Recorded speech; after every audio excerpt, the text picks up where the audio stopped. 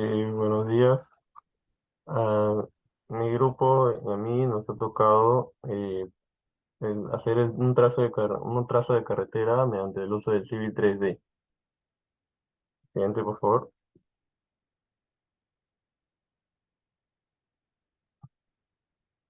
Mi, nom- eh, Mi nombre de quien les habla es Diego Bendezú y les presentaré primero las generalidades, que son los antecedentes. Podemos saber que una carretera también es conocida como una vía o ruta de tránsito.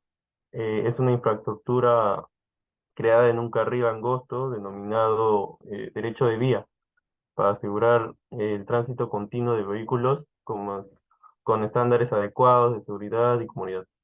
Cuando se trata con la construcción de carreteras en la superficie, el trabajo se ve influenciado por varios factores, tanto como la geología, la topografía del terreno, los levantamientos de suelos, eh, el medio ambiente, etcétera. En general, el procedimiento de diseño de carreteras está relacionado entre sus características, como el ancho de la carretera, el tipo de superficie de la carretera, la velocidad máxima a la que puede viajar un vehículo mediante ecuaciones y sus elementos físicos. Del mismo modo, la carretera viene determinada geométricamente por la ubicación y trazado de sus ejes, en planta y perfil, así como el trazado de la sección transversal. También el proceso constructivo puede considerarse como cómo encontrar una geometría de carretera óptima para un perfil de suelo dado. Siguiente, por favor.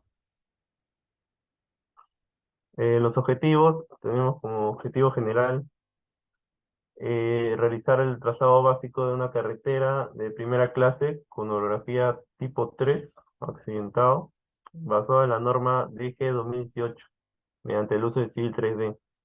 Objetivos específicos: determinar el punto de inicio y final de la carretera y realizar el trazado adecuado siguiendo los supuestos asignados. Proponer una adecuada solución de estabilización de taludes en los tramos de corte y relleno según el tipo de suelo de la carretera. Identificar los volúmenes de corte y relleno, así como las secciones transversales de cada 20 metros de la carretera moledada en el Civil 3D.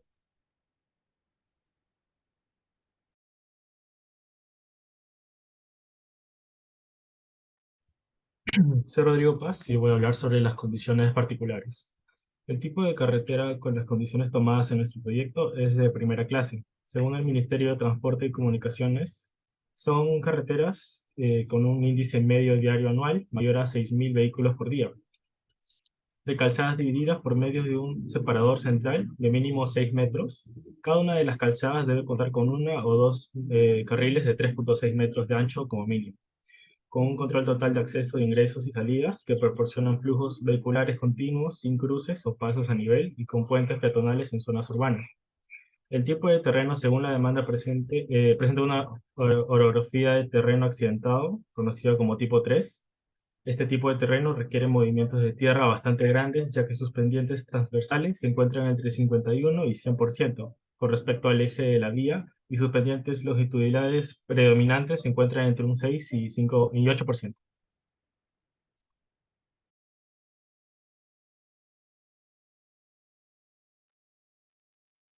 Buenos días, profesor. Mi nombre es Piero Tomás Ortiz y ahora les hablaré sobre la estabilización mediante el muro de tierra armada. En cuanto a las generalidades, el muro de tierra armada es un sistema patentado por Henry Vidal para la estabilización de un terraplén. Consiste en la estabilización mecánica del suelo mediante la introducción de tiras metálicas resistentes a la tracción, conectadas a un muro de revestimiento, usualmente de escamas de paramento. Internamente se generan una serie de capas horizontales compuestas por las bandas de refuerzo y el relleno de terraplén hasta conseguir la resistencia esperada y se puede habilitar un tránsito vehicular en la parte superior.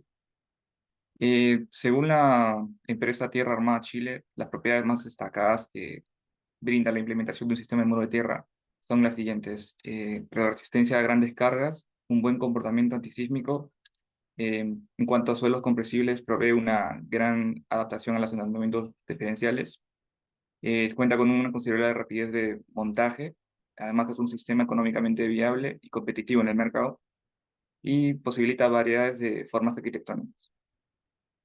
En cuanto a su aplicación en la actualidad, los principales usos, por así decirlo, suelen abarcar el campo de los proyectos viales, en los que, según la web Tierra Reforzada S.A., son utilizadas para la construcción de pasos sobre nivel, estribos de puentes, terraplenes de acceso a puentes y rellenos de quebradas para carreteras.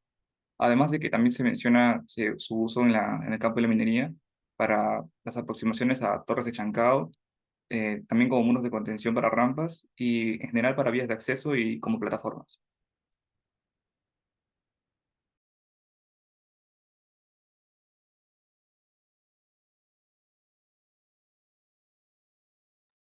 Buenos días, profesor. Soy Cristian Martínez y voy a continuar con la exposición.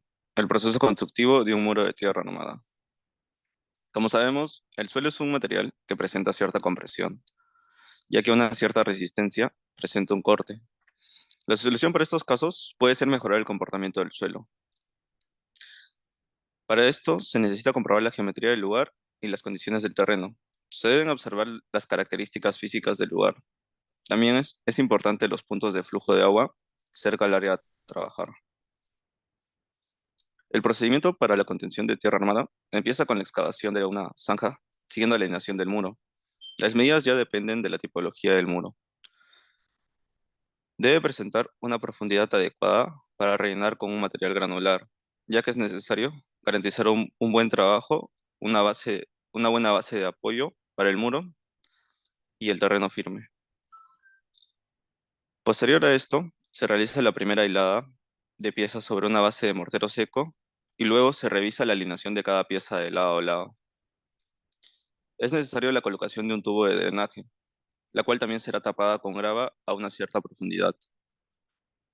Luego, luego de la compactación de la primera capa, se colocan las láminas horizontales.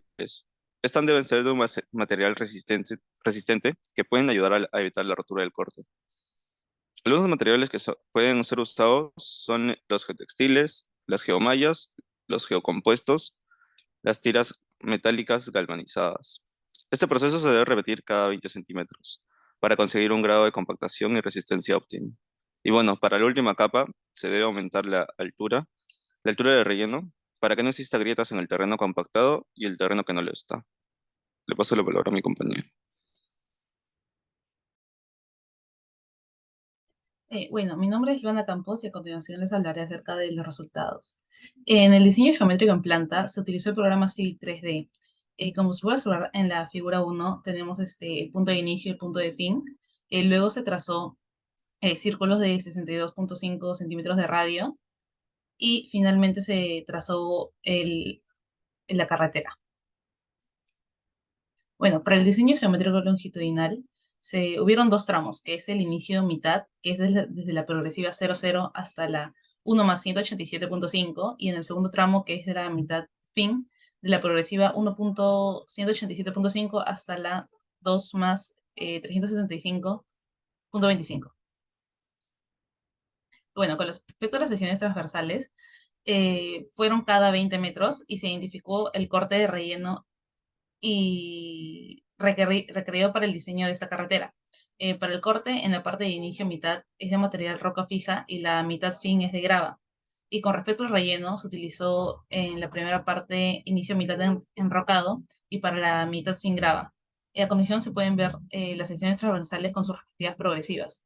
Tenemos en la figura 4 de la progresiva 0 a la 0 más 220, en la 5 de la 0 más 240 a la 0 más 340, en la 6 de la 0 más 360 a la 0 más 580, en la figura 7 de la 0 600 a la 0 940, en la figura 8 de la 960 a la 1 más 300, en la 9 de la 1 más 320 a la 1 más 720, en la 10 de la 1 a la 740 a la 2 más 080, en la 11 de la 2 más 100 a la 2 más 375.25. Y bueno, con respecto a la tabla de movimiento de tierras, se puede observar la cantidad de volumen y relleno que se cortará. Esta información es necesaria para el movimiento de tierras, ya que se tomará en cuenta para implementar el tipo de maquinaria adecuada para realizar esos trabajos. Aquí se puede ver las siguientes tablas de la progresiva 0 a la 380, de la 0,400 a la 0,780, de la 0,800 a la 1 más 180, de la 1+200 a la 1+580, de la 1+600 a la 1+980 y finalmente de la 2 a la 2+700, 375.25. A continuación les pasaré con mi compañero. Buenos días, profesor. Mi nombre es Branco Rojas y para terminar hemos establecido tres conclusiones de su trabajo de investigación. Como primera conclusión, para realizar el trazado básico de la carretera propuesta del trabajo de investigación, obviamente basándonos en la norma de G 2018 y la utilización del software Civil 3D, se determinaron los puntos de inicio y final de la carretera. Para ello se dividió en un primer tramo llamado inicio-mitad, desde la progresiva 0+000 hasta 1+187.5. Y en un segundo tramo llamado mitad-fin, desde 1+187.5 hasta 2+365.25. En segunda conclusión, uno de los objetivos de la presente investigación fue proponer una adecuada solución de estabilización de los taludes en los tramos de corte y relleno, dependiendo del tipo de suelo y de la carretera propuesta. En presente trabajo, la sectorización fue en tramos de cada 20 metros y se le brindó un color distinto para el corte y relleno, siendo este el rojo y verde, prácticamente. Con respecto al corte, en el inicio mitad fue de material roca fija y la otra mitad final es de grava. En lo que es el relleno, se utilizó enrocado para el inicio mitad y grava para la mitad final. Y por último, se puede obtener satisfactoriamente la cantidad de volumen que se cortará rellenará. Así resumiendo, se terminó obteniendo un valor de 858.733.69 metros cúbicos en lo que se refiere al volumen de relleno acumulativo.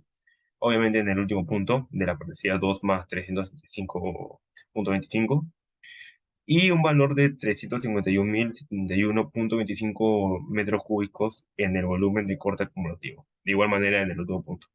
Los volúmenes de cada tramo y su acumulativo se pueden observar con mayor detalle en las figuras respectivas. Eso sería todo, gracias.